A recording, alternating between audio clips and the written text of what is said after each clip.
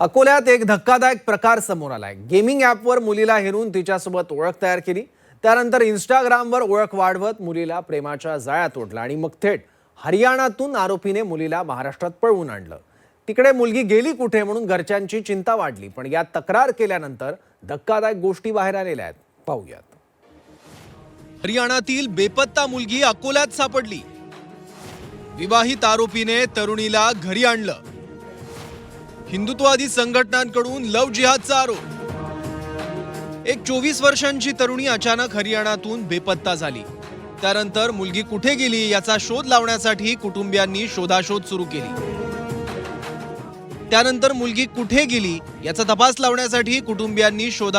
केली।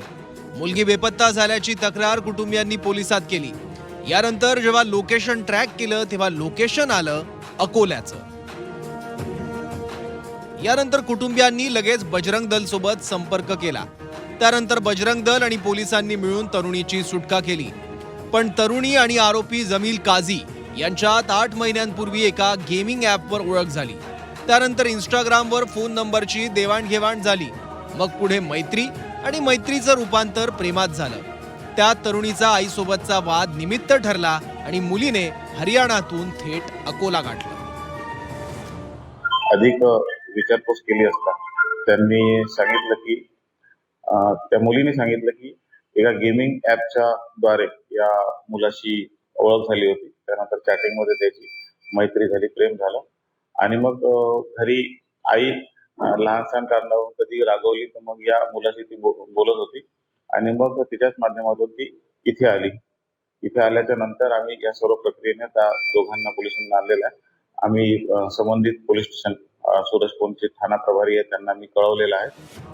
यात धक्कादायक म्हणजे आरोपी जमील काझी विवाहित आहे, त्याला मुलं आहेत, घरी आई वडील आहेत, तरीही आरोपीने 5 दिवस मुलीला आपल्या घरी ठेवलं। त्यामुळे हा लव जिहादचाच प्रकार असल्याचा आरोप हिंदुत्ववादी संघटनांनी केला। काल दुपारी फरीदाबाद हरियाणाच्या एका व्यक्तीचा मला फोन आला की मी अकोल्यात आलेला आहो आणि अकोल्यातील एका मुस्लिम युवकाने माझ्या बहिणीला तिथून पळवून आणलाय। हे सगळं प्रकरण घेऊन आम्ही खदान पोलीस स्टेशन मध्ये गेलो।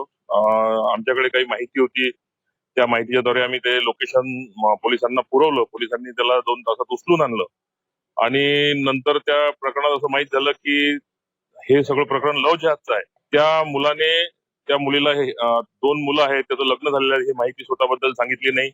त्यानंतर जेव्हा ती मुलगी त्याच्या घरी आली, तिथून त्यानं फरीदाबादहून इथपर्यंत आणली, त्यावेळेस त्या घटनाक्रम असा की त्याची जी पत्नी आहे आणि 2 मुलं ते घरी नव्हते, ते बाहेर गावी गेलेले होते आणि त्यांनी तिला 4 दिवस घरात ठेवलं। त्याच्या आई, त्याचे वडील, त्याच्या परिवारातल्या कोणत्याही व्यक्तीने त्याला हे विचारलं की तुझं लग्न झालं असल्यानंतरही ही आणलेली मुलगी कोण आहे। त्यामुळे त्यांनी या गोष्टीत त्याला सपोर्ट केला आहे। त्याला कुठून तरी फंडिंग सुद्धा झाली आहे, कारण की एवढं मोठं त्याला दुरून आणणे, इथपर्यंत पोहोचवणे हा सगळा खर्च कुठून केला आणि त्याच्या परिवाराने याला सपोर्ट केल्यामुळे हा लव जिहाद आहे। तर तरुणीच्या भावाने सुद्धा आपल्या बहिणीचं आरोपीने लव जिहादसाठी ब्रेन वॉश केल्याचा आरोप केलाय। क्या लगता है आपको, लव जिहाद हो सकता है? बिल्कुल हो सकता है।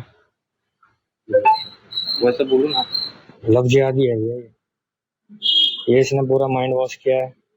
हमारी हिंदू बहन बेटियों को ऐसे ही करते हैं ये लोग। और फिर यही है कि भैया के समर्पण में आया तो ये काम हुआ इतनी जल्दी।